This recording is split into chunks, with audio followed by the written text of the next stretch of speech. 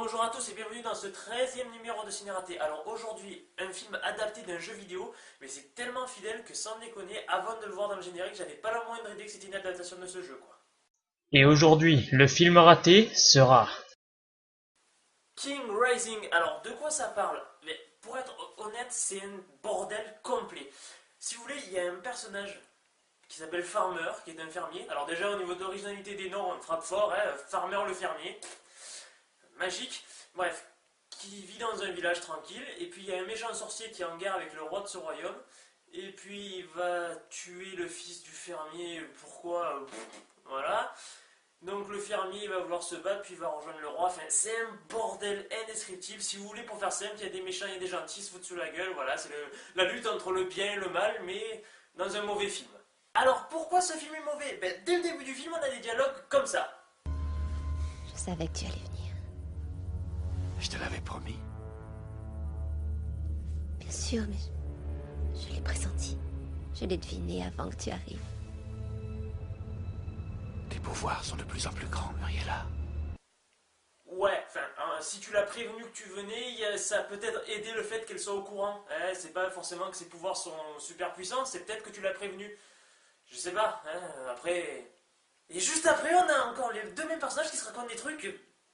Seulement parce que tu es amoureuse, c'est normal. Tu es bien sûr de savoir ce qu'est l'amour. Je sais que des poètes sont prêts à mourir pour lui. Tu serais prêt à le faire, toi? Je serais prêt à faire un poème. Sérieusement, quelqu'un a compris quelque chose? Enfin, c'est quoi ça? C'est quoi ces dialogues? Qui c'est qui les a écrits? Un CM2? Encore, c'est insulter des CM2 là. Enfin, il y a un être humain qui a pu écrire ça? Comme je vous l'ai dit plus tôt, le personnage est un fermier, donc s'appelle Farmer, et donc moi ce que j'adore c'est la justification pour dire ça.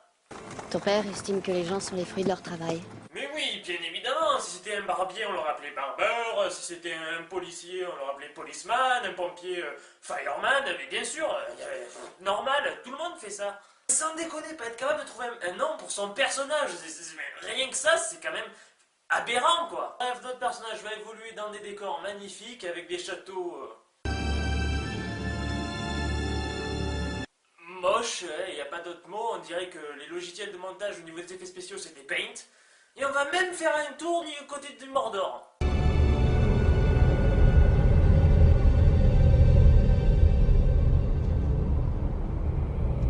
Sans déconner, c'est pas du plagiat là, c'est carrément du copier-coller. Moi un truc qui m'a gêné aussi avec le personnage de Farmer, c'est que déjà pour se battre... Un boomerang. Ok, on se dit peut-être il est australien, mais moi ce que j'ai bien aimé, c'est que vous avez vu le boomerang qui frappe bien la bestiole en pleine la poitrine, et il s'en va à l'autre bout. Mais il revient quand même, donc c'est un boomerang magique, je sais pas. En tout cas, même si j'aime bien les films d'action avec Statham, je trouve que franchement pour ce film il s'est pas fait chier. C'est-à-dire qu'il est dans une époque assez différente de ses anciens films, il est au Moyen-Âge, mais son style de combat...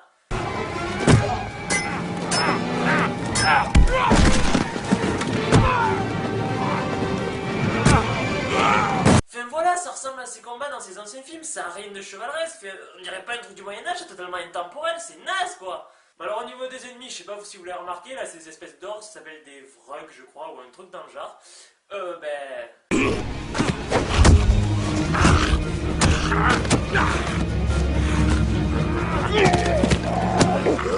C'est de la merde, enfin les costumes ils sont juste ignobles, ça se voit que c'est du plastique, c'est un mec dans un costume, sans déconner, même ça ils ont pas pu réussir à le faire, c'est juste moche, enfin, au niveau de l'immersion c'est zéro quoi. Déjà que les gentils c'est pas top top, alors au niveau des méchants on a le pompon de la connerie quoi. Nous avions conclu un pacte, je t'ai laissé pénétrer dans mon château pour que tu te mettes au service de nos intérêts. Sammy de Scooby-Doo en méchant. Waouh, alors là c'est le paroxysme du truc débile quoi. Et en plus, ce qui est chiant avec ce personnage... Non, ça suffit, il y a trop longtemps que ça dure. Il arrête pas de gueuler, de se plaindre, de gueuler, de se plaindre. Mais sérieux, faites-lui fermer sa gueule une bonne fois pour toutes. Tuez-le, faites quelque chose. N'importe quoi, mais qu'il la ferme. Et alors, le méchant magicien, Gallian, donc on a pu voir au début de la vidéo, c'est le monsieur qui parle là et qu'on comprend pas ce qu'il dit. Mais alors, ce qui est intéressant avec ce personnage, c'est qu'il a inventé la Kinect. Laisse-le partir. Tu m'as déjà tué une fois aujourd'hui. Et regarde, je suis toujours devant toi. Voilà, et il joue à la Kinect en fait. La manette, c'est lui, il contrôle ses personnages. D'accord, si tu veux, hein, pas de soucis. Hein. Bon, voilà, déjà que les personnages sont pourris, les décors sont pourris, qu'est-ce qu'on peut dire d'autre? Eh bien, intéressons-nous aux musiques alors. Dans ce film, les musiques sont juste horribles. Elles ont aucun rapport avec la scène qui est en train de se passer. Par exemple, dans cette scène, Jason Statham est censé enterrer son fils.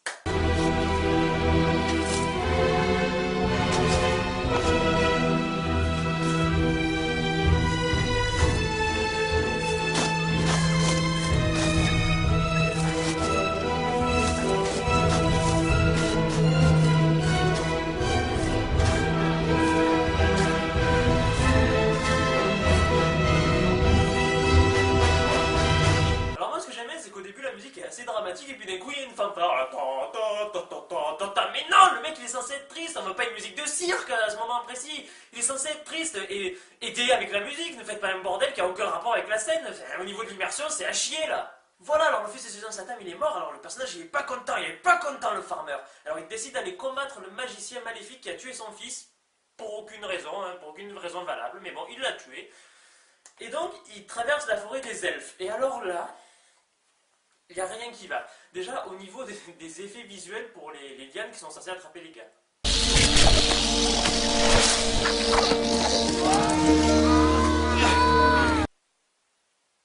Je sais même pas comment décrire ça pour décrire à quel point c'est moche. On dirait des câbles avec des feuilles en plastique, enfin c'est super moche quoi, tout simplement. Alors au niveau des elfes, c'est le pompon. Les hommes, ils ne servent à rien. Et ils ne savent rien faire. Là nous avons des elfes lesbiennes siliconées. Ou alors si c'est pas du silicone avec des Wonderbras, je savais pas que ça existait à l'époque, hein, mais pourquoi pas, écoute. Bon, alors un peu plus tard dans le film, Jason Statham et ses deux amis qui servent à rien, mais vraiment à rien dans le film, c'est pour ça que j'en ai quasiment pas parlé, c'est qu'ils sont invisibles. Ils arrivent au niveau du camp de base des Krug, voilà, c'est pas des Vrug, c'est des Krug, les genres d'orques moches là. Et ils vont décider de s'infiltrer, mais l'idée est sympa, mais alors...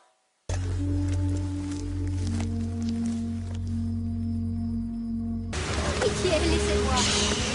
Sérieusement, comment ça a la moindre chance de marcher? Comment ils ont pu traverser tout le camp sans se faire repérer? Ils ont un casque et... Non, ça marche pas, enfin, non, quoi. Bon, alors je crois que c'est la phase d'infiltration la plus moisie de tous les temps, donc forcément, au bout d'un moment, ils vont se faire repérer. Alors les deux amis de Farmer vont se retrouver dans une carriole qui va vers le quartier général de Galliane pour devenir des esclaves, et Farmer, lui, il va se retrouver sur une plage, je sais plus comment, mais voilà. Il va être secouru par le magicien du roi, qui va le mener face au roi, et là, alors, révélation. Qu'est-ce que cet homme a de particulier? Cet homme, votre majesté, est votre fils.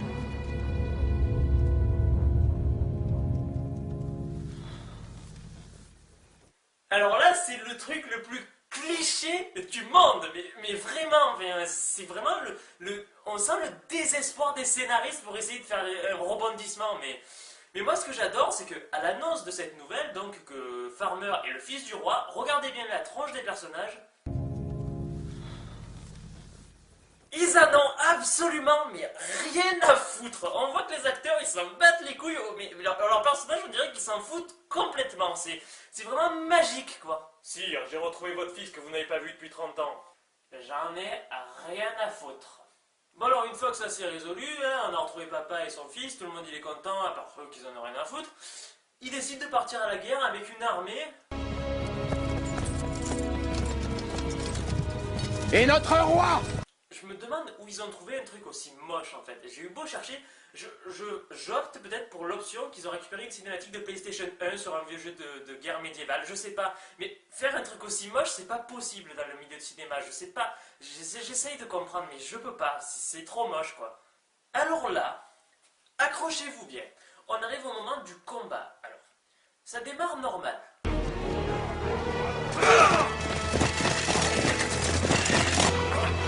Archer! Tirez!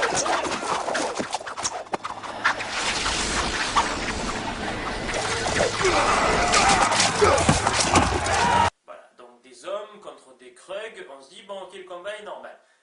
Et puis d'un coup... Chargez! Des ninjas?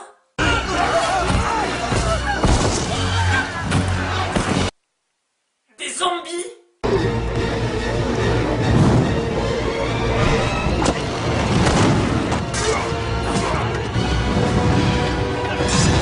Des pierres qui prennent feu et qui explosent? Non mais c'est quoi ce combat sans déconner? Alors vu que c'est le bordel intégral, il y a de tout dans ce combat, hein, des ninjas, des zombies, des écureuils, de tout. Hein. Quand il filme, voilà à quoi ça ressemble.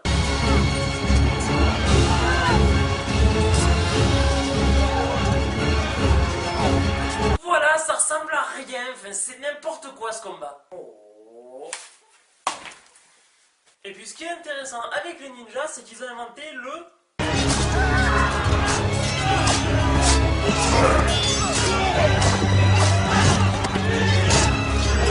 combat synchronisé, le massacre en rythme. La la la la la la la la la. Me demandez pas pourquoi j'ai fait la musique des Schtroumpfs, j'en ai absolument aucune idée, mais sérieusement quoi, c'est naze. Donc dans cette bataille, le roi est mortellement blessé. Non. Alors, sa mort, elle doit durer 20 minutes dans le film, sans déconner.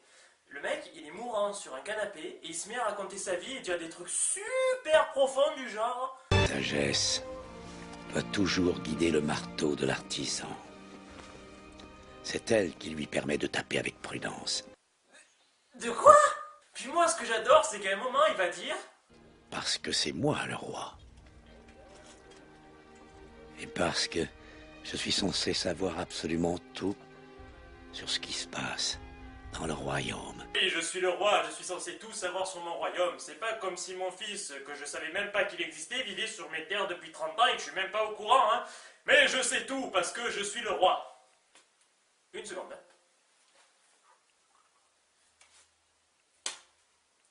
C'est naze! Bien sûr, vous avez pu remarquer que le roi a pris le temps d'enfiler un t-shirt. Au Moyen-Âge, c'était courant, j'imagine. Et alors, la tête qu'il fait quand il meurt, j'ai jamais vu ça.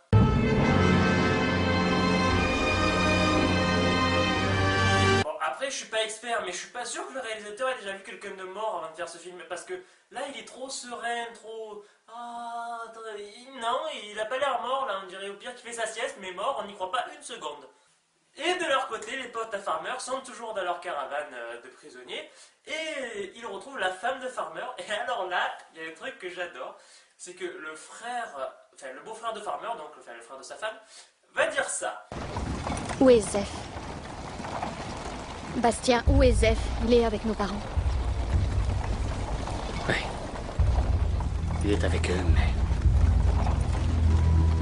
nous ne les reverrons plus. Ils ont été tués tous les trois le jour de l'attaque. Et bim, dans ta gueule, le tact c'est pour les lopettes, tout le monde est mort, ouais. Je suis d'accord qu'il n'y a pas vraiment de bonne façon d'annoncer une nouvelle comme ça, mais un peu de tact quoi, enfin genre... Ah, ton fils est avec papa et maman, ils sont morts, c'est triste, hein. Ah, mais pourquoi tu pleures? Mais c'est pas grave, ils sont morts dans d'atroces souffrances, ils les ont charcutés à coups d'épée, souris, c'est beau, c'est la vie. Et un peu plus tard, un des deux potes de Farmer va mourir, et alors là... C'est ce que tu as toujours voulu. Tu es mort en martyr. Non, à aucun moment ce personnage a dit ou a fait comprendre qu'il voulait mourir en martyr. Enfin, c'est ton délire dans ta tête, ça. Il voulait mourir en guerrier, mais entre un martyr et un guerrier, il y a quand même une légère différence. Bref, vous avez vu que tout au long du film, pour le moment, on garde quand même un bon niveau de stupidité. Ils sont quand même bien entraînés. Ils ont fait vraiment des efforts pour que ce soit con jusqu'au bout. Je dis jusqu'au bout parce que là on va arriver au combat de fin. Oui, je sais, j'occulte un petit peu des moments, mais j'en ai un petit peu plein le cul de ce film. Et de toute façon, il n'y a rien d'intéressant. Donc passons au combat de fin.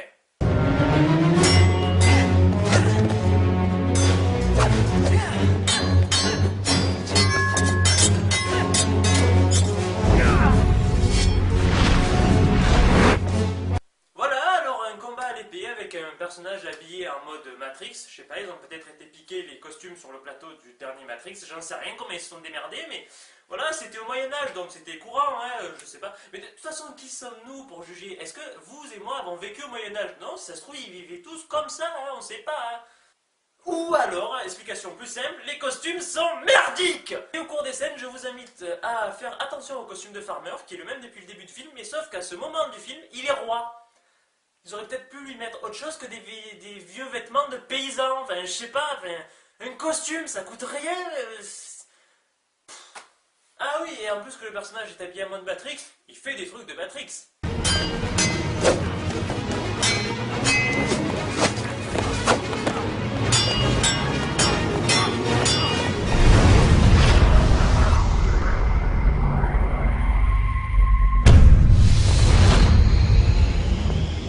Et il rebondit. Encore une seconde, je vous prie.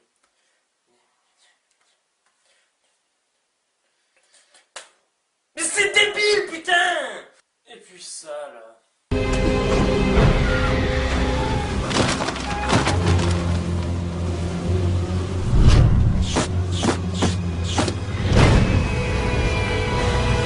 Franchement, je crois que j'ai pas besoin de commenter là, tellement c'est débile, quoi. Bon, voilà, bon, on arrête là pour le combat final. À la fin, Farmer, il gagne. Et alors, le film se conclut de manière magnifique sur... Ce que j'ai toujours voulu te dire. Je t'aime.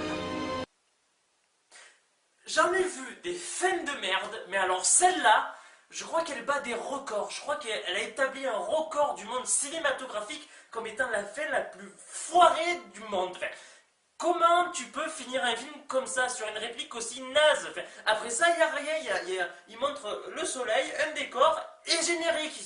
C'est juste naze, c'est du foutage de gueule. Enfin, bref. Bon voilà pour le film, vous vous doutez bien que je ne vous le conseille absolument pas, c'est une merde sans nom, c'est n'importe quoi, les personnages ils font aucun effort, les décors sont moches, bon vous avez vu tout ce que j'ai pensé dessus, je vais pas refaire un topo complet, mais ne regardez pas ce film, à moins de vouloir vous taper une bonne barre après avoir vu ma vidéo, peut-être, hein, pour voir un petit peu si j'ai été juste avec ce film, mais sinon, passez votre chemin, je vous jure, ça a aucun intérêt. The bonus of the day. Pour le bonus of the day, je vais vous montrer dans ce film ce que c'est un combat de mages. Alors, il y en a eu dans Harry Potter, il y en a eu dans Le Seigneur des Anneaux, c'était des méchants combats, rythmés, enfin intéressants, crédibles.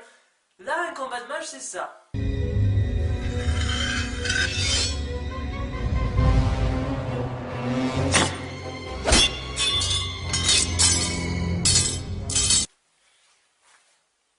Non, s'il vous plaît, arrêtez le massacre. Ça suffit!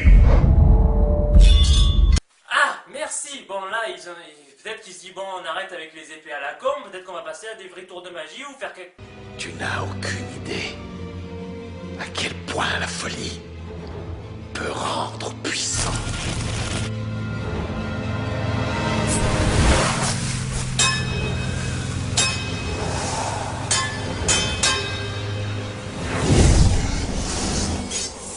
Ah ben non, en fait, c'était juste pour faire apparaître plus d'épées et régler le combat sur un final naze.